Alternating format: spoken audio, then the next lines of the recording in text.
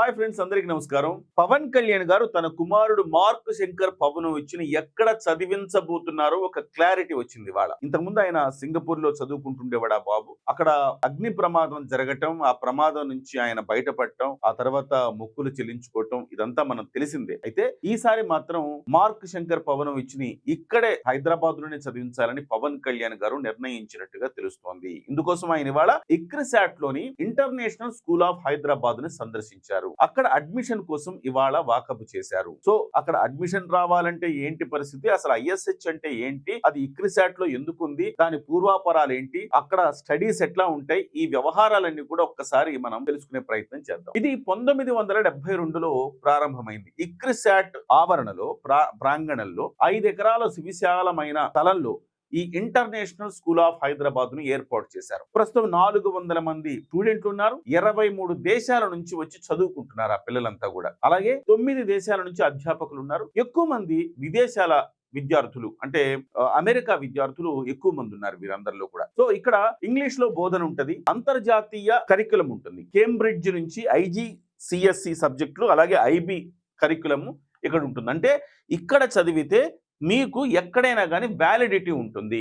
ఇక్కడ చదివిన తర్వాత ఒకవేళ అమెరికాలో వెళ్ళి చదువు కొనసాగించాలంటే ఆటోమేటికల్లీ వెళ్ళొచ్చు. కానీ మన ఇండియన్ స్టడీస్ కి ఆ స్టడీస్ కి చాలా తేడా ఉంటుంది. ఇక్కడ నుంచి ఈ స్టడీస్ ని అక్కడ యాక్సెప్ట్ చేయరు. సో కాబట్టి ఇక్కడ నుంచి 8వ తరగతిలో ఒకవేళ వేరే దేశానికి వెళ్ళాము, అక్కడున్న ఇంటర్నేషనల్ స్కూల్లో 9వ తరగతి కంటిన్యూ చేయొచ్చు. ఎందుకంటే అక్కడ పెద్ద వ్యత్యాసాలు ఏముండవు, సేమ్ సిలబస్ ఉంటుంది. కేంబ్రిడ్జ్ IGCSE సిలబస్ ఉంటుంది. అందుకోసం ఈ ఇంటర్నేషనల్ స్కూల్లో మార్క్ శంకర్ పవనోవిచ్‌ని చదివించబోతున్నట్టుగా మనకు తెలుస్తోంది. సో మొత్తం మీద ఇది 1972లో ప్రారంభమైందని చెప్పాను కదా. ఎందుకు అసలు ఇక్రిసాట్ లో ఎందుకు ఈ క్యాంపస్ స్టార్ట్ అయిందంటే, అసలు ఇక్రిసాట్ అంటే ఏంటో మనం తెలుసుకోవాలి. అంతర్జాతీయ వ్యవసాయ పరిశోధన సంస్థ ఇది. దాన్ని ఇంగ్లీష్ లో అబ్రివేషన్ ఏంటంటే international crops research institute for the semi arid tropics అన్నమాట. అంటే సమశీతోష్ణ స్థితిలో ఎలాంటి వాతావరణ కండిషన్స్ లోనైనా పంటలను, తిండి గింజలను ఎట్లా ఉత్పత్తి చేయాలి అనే దాని మీద ఇక్కడ పరిశోధనలు జరుగుతూ ఉంటాయి. దీనికోసం అంతర్జాతీయంగా ఐక్యరాజ్య సమితి నుంచి కావచ్చు, ఇతరత్ర సంస్థల నుంచి కావచ్చు, అనేక మంది శాస్త్రవేత్తలు, ఉద్యోగులు, రకరకాల దీనికి సంబంధించిన వాళ్ళందరూ కూడా వస్తుంటారు. అంటే పరిశోధకులు, వీళ్ళందరూ రీసెర్చ్ చేసే వాళ్ళందరూ వస్తుంటారు. అయితే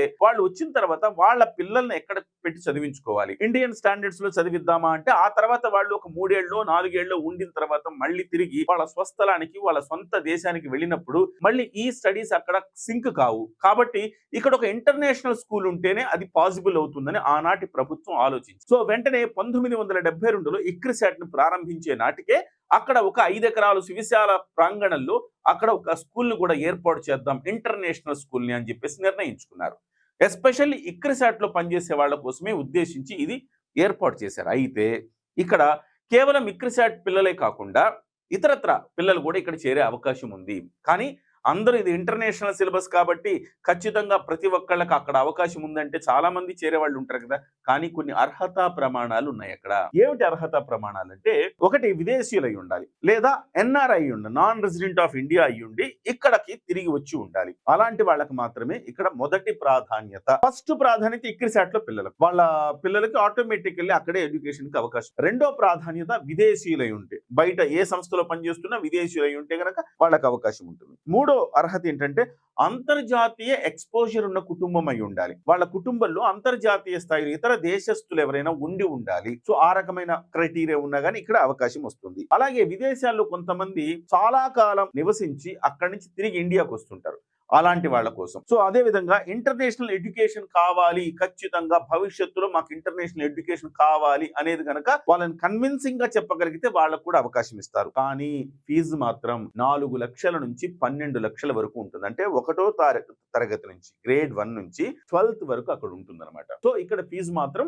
4 లక్షల నుంచి 12 లక్షల వరకు ఫీజు ఉంటుంది. కానీ చాలా మంది హైదరాబాద్ లో డబ్బున్నోళ్ళు ఉన్నారబ్బా, వాళ్ళందరూ చేరొచ్చా అంటే చేరలేరు. ఈ క్రైటీరియా అంతా కూడా ఉండాలి. దానికి మళ్ళీ ఇంగ్లీష్, ఆ పిల్లవాడు చక్కగా ఇంగ్లీష్ ఫ్లూయెంట్ గా మాట్లాడగలిగి ఉండాలి. దాంట్లో మళ్ళీ ఒక ఇంటర్వ్యూ కూడా పెడతారు. సో పేరెంట్స్ ఇంటర్వ్యూ ఉంటుంది, స్టూడెంట్ ఇంటర్వ్యూ ఉంటుంది, మళ్ళీ అసెస్మెంట్ టెస్ట్ ఉంటుంది. ఇవన్నీ ఉన్నా కానీ, ఆ అర్హతలు ఉన్నా కానీ ఇవన్నీ ఖచ్చితంగా ఫాలో అయ్యి తీరాల్సిందే.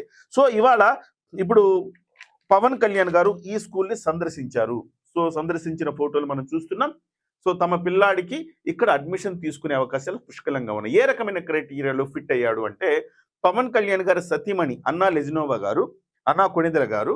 సో ఆమె రష్యా నుంచి, ఆమె ఆమె బేసికల్గా బర్త్ కంట్రీ రష్యా కాబట్టి ఈ అబ్బాయి కూడా ఇప్పుడు 2 దేశాలకు సంబంధించిన పౌరసత్వాలు కూడా ఉంటాయి కాబట్టి ఆ రకంగా చూస్తే ఆ క్రైటీరియాలో అంతర్జాతీయ ఎక్స్పోజర్ ఈ కుటుంబానికి ఉన్నది. ఆ క్రైటీరియాలో రేపు పొద్దున రష్యాలో వెళ్ళి చదవచ్చు, లేకపోతే ఇంకో చోటుకి వెళ్ళొచ్చు, ఇంకో చోట స్థిరపడచ్చు. కాబట్టి ఆ క్రైటీరియాలో ఇక్కడ మార్క్ శంకర్ పవనోవిచ్కి సీటు రావడం అయితే ఖాయం. పైగా కోర్స్ ఉప ముఖ్యమంత్రి గారు, ఆయనకు అధికారం ఉన్నది, అన్నీ ఉన్నాయి. కానీ అయినా కానీ ఎప్పుడు కూడా పవన్ కళ్యాణ్ గారు అధికార దుర్వినియోగం చేయరు కదా. ఖచ్చితంగా మా వాళ్ళకి ఇక్కడ కావాలని అనరు కదా. కానీ ఇవాళ అర్హతా ప్రమాణాల రీత్యా చూస్తే పవన్ కళ్యాణ్ గారికి వాళ్ళ అబ్బాయి మార్క్ శంకర్ పవనోవిచ్కి ఆ అర్హతా ప్రమాణాలన్నీ ఉన్నాయి కాబట్టి ఖచ్చితంగా ఈ స్కూల్లో అడ్మిషన్ వచ్చే అవకాశం ఉంది.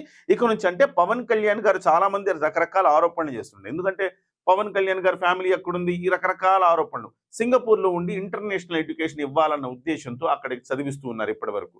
సో ఇక అక్కడ అవసరం లేదు, ఇక్కడే ఉండి చదివించుకోవాలన్న నిర్ణయానికి వచ్చారు. సో పవన్ కళ్యాణ్ గారి ఫ్యామిలీ ఇక హైదరాబాద్లో ఉండబోతోంది. మార్క్ శంకర్ హైదరాబాద్లోనే చదువుకోబోతున్నారు.